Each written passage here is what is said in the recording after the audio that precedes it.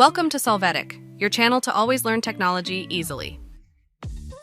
Below in the description, you will find useful links we used in this video.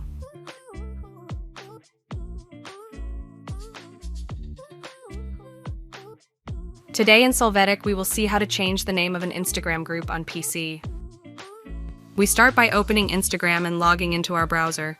Next, we are going to click on the Messages section and then on the group to edit.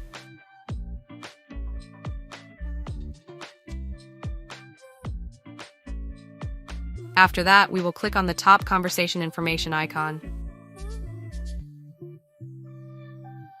Here we will see the option to change group name and click on Change.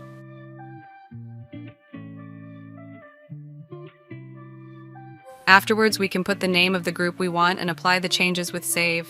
Finally, we will see the new name of the saved group.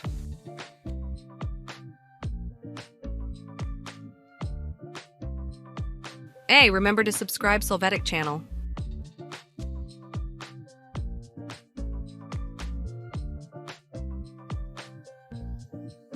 We hope it has been helpful for you. Here are links to watch more videos of your interest and subscribe to the Solvetic channel. Thank you.